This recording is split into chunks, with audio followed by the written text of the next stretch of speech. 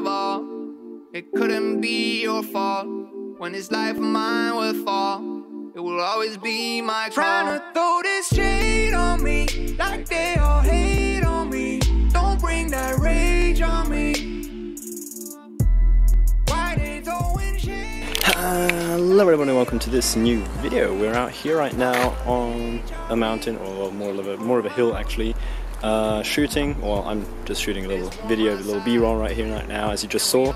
And Mellie's testing a new camera, the Fujifilm X-T100. She just bought it a few days ago, or at least it's arrived a few days ago.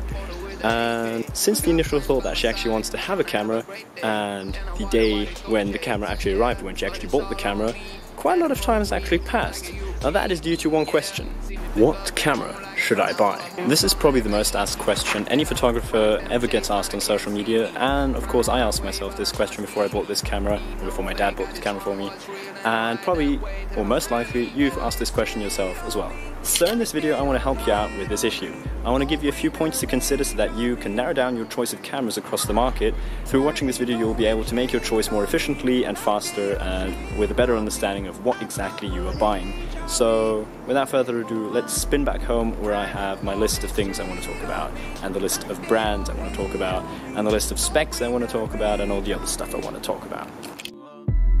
Why they throwing shade on me, like they ashamed of me?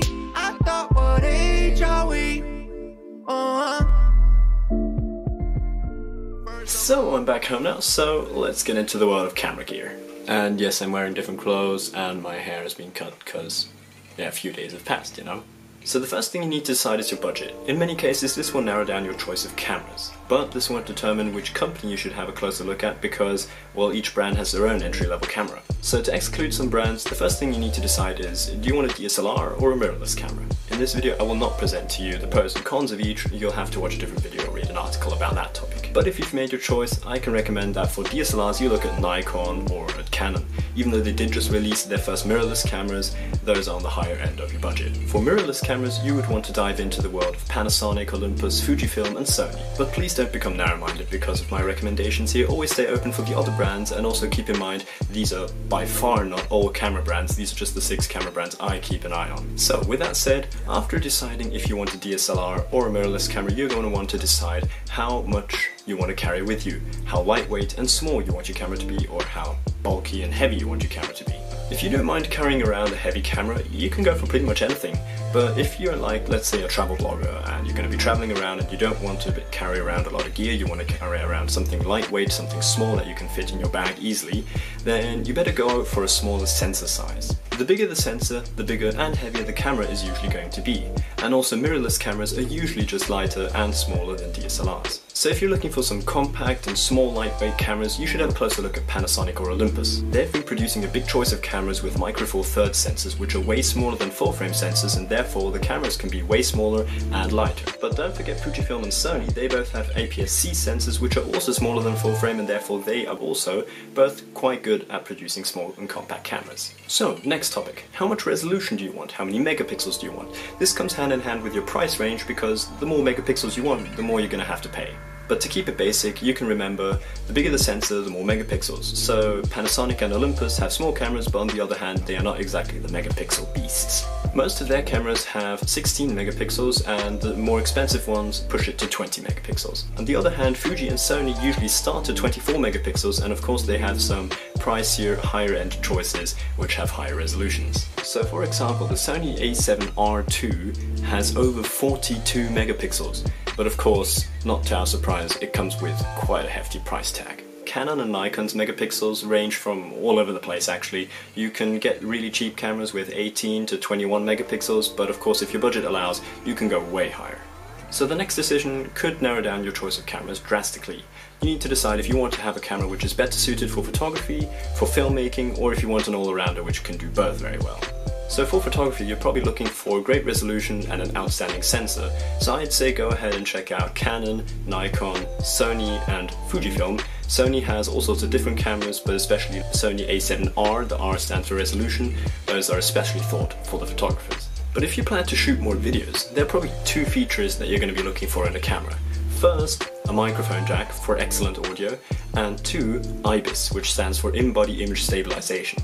To get good audio and smooth video without investing another lot of money in a gimbal, you're going to want to have both features in one camera. The kings of IBIS, if I may call them like that, are Panasonic and Olympus. The Panasonic GH5 is mainly known for its incredible image stabilization in body, and you can even pair it with optical stabilization in the lens. They then work together and create really incredible results.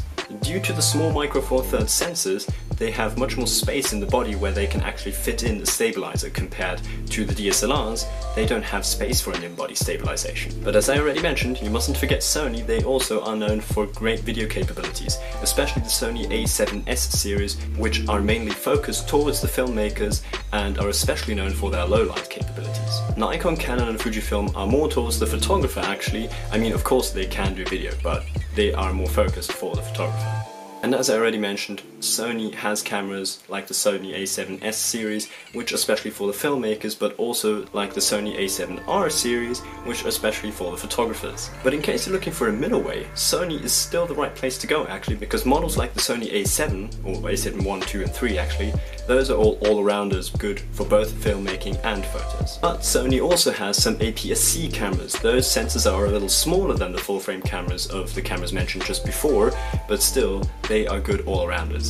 So if you're looking for cheap all-arounders, you're probably going to look at the APS-C sensor size Sony cameras, because the Sony A7 II or 3, those are quite expensive cameras actually.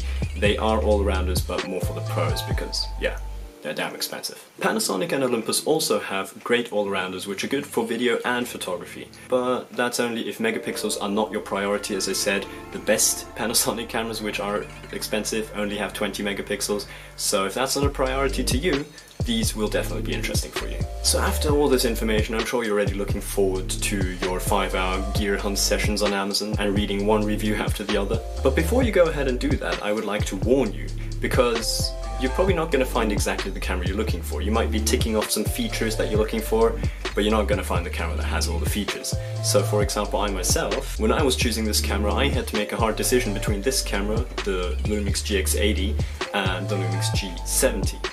Because they are both pretty much the same, just that this one has IBIS, but no microphone jack. The other one has a microphone jack, but no IBIS. So you might be asking yourself, then why didn't you buy a completely different camera which has both? Well, I was going for Panasonic anyway, but the ones that had both were quite a bit more expensive and not in my budget. So, just a quick warning for you, if you have a tight budget, you might encounter the same problem. And now to kick off your gear hunt session, I would like to advise you that down in the description I have left a few links with different camera sets which could be interesting for you in certain situations. I'll be writing the situations with the link, of course, and I hereby mention that those are affiliate links. So if you purchase your camera from one of those links, Amazon is going to kick over a little percentage of that money to me, and that's a really cool way that you can support this channel and myself, and I'd really appreciate it. So after giving you all of this information, I hope you'll have a good 5 or 6 hour gear hunt, or even longer. But that's probably not healthy anymore. But anyway, if you found any valuable information in this video, don't forget to leave a like. If you want to see more content like this, feel free to subscribe, and I'll hopefully see you again next week. Goodbye.